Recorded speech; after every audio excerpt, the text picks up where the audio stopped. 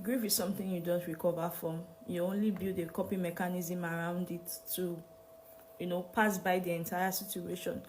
There's a point you cry that I don't think there will be tears left in your eyes anymore.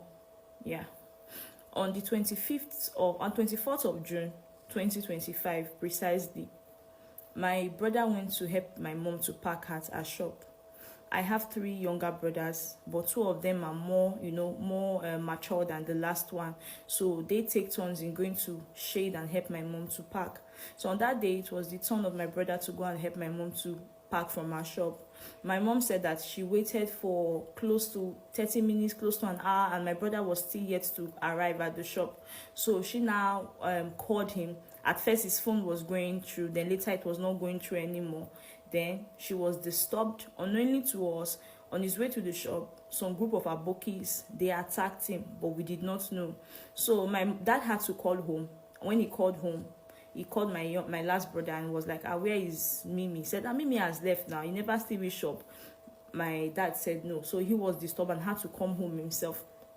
He said when he was coming home, he met a group of Abokis. They just gathered at one particular spot. They were zooming off like, if you are sensitive, you know that something is actually going wrong here.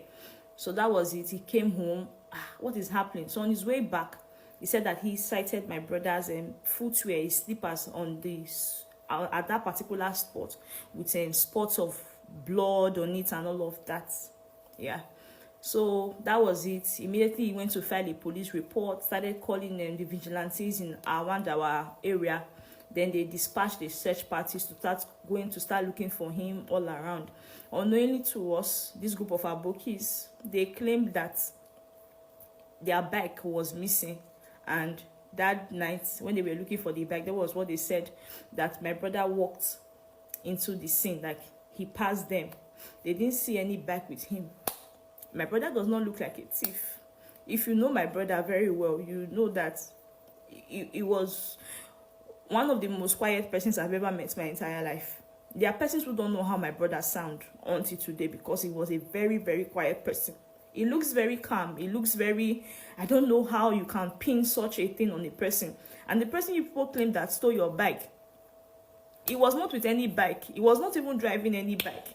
You people beat this boy up, and he went to go and drop him off at another location.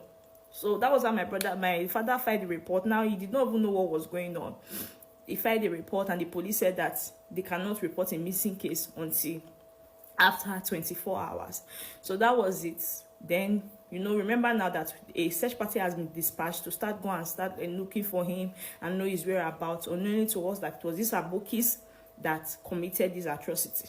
So that was it. They now decided to say, okay, let's go and check. Since my dad said that he saw a group of Abokis, there's one settlement in my community, in my place here, like where we live, where all these Abokis normally stay. They went there. That was where they found out that one of them was sleeping. When they apprehended him, he said that he was only called to the scene, that he just came back from the village, that they only called him to come and pick them from the scene, that he did not know what actually happened. Already now, the other ones have already fled to God knows where. So that was it. Then the next day, some group of women going to Rekme market, they saw my brother's lifeless body on the ground. They alerted the police. Then the police came to take him to the hospital. When he got to the hospital, he was already lifeless, so he did not make it. According to the notice, they said that he was refusing treatment, that he didn't allow them to treat him. But I believe he was out of shock, because his body must have been going through a lot of shock, a lot of, a whole lot. So that was it, oh. That was how that was how the whole thing went. The police arrested some persons, but the main culprits, those that really committed it, they all fled to different states, and we could not find them. This is a call out to the state government. These so-called Abokis, they are animals. They are not people you should harbor in your state. All of them, as you are seeing them, they all go with daggers. They all go with knives. They are looking for people to destroy, people to kill. You cannot go to the north and do this thing that they do in another man's state. My brother was a web and a graphic designer. He was a web and a graphic designer. He was a 200 level engineering student. He was not a cultist. He was not into fraud. He was not a cultist. He was not into fraud. Somebody that never stole his entire life was wrongly accused. You people still beat him up, stabbed him, and took him to another location. This is... Today, it was my brother. Tomorrow, it can be your own family. I don't pray what I'm going through or what my family is going through on anybody. But these people, they need to, be tamed as soon as possible. Because if not, they will commit more havoc than the one we are already seeing. This was my brother's room. This was his workspace. His PC is not here now because it's recently developed a fault since it has not been functioning for long, so I went to fix it. This was the solar panel he just brought. Yes, because his work needs constant. When he bought that solar battery, when he bought it, he messaged me on WhatsApp and he told me, because the previous one he bought got spoiled, it got burnt. Then he messaged me on WhatsApp and he told me, he showed me, said, I just go buy solar battery. Oh, this one sharp. Even 10 years time, nothing go do her. Even 10 years time, nothing go do her.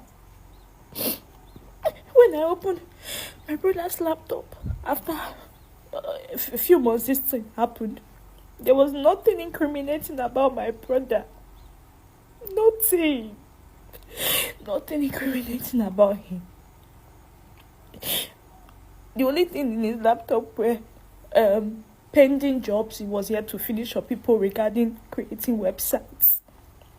That was the only thing. He was not a cultist. My brother was not a cultist. On the day of his funeral, I still have videos from that funeral and images. It was just close family and friends that attended the funeral. Some persons came because they wanted to see, maybe he's a cultist. There was nothing like that. There was nothing like that. The world is such a wicked place. The world is so cruel. I miss my brother so much. Each time he goes to the store to help my mom said most times, because it's a very busy store, so most times, maybe when he's selling, there are some money that he will put inside his pocket instead of the carton or the bag where we normally put money. My mom said when he's washing, he will show her and tell her, Mommy, I see this money from my pocket too. My brother, I can swear with my life that I don't think my brother ever told a lie all his entire life. I don't think so. Mimi does not have a reason to lie. He does not have a reason to steal.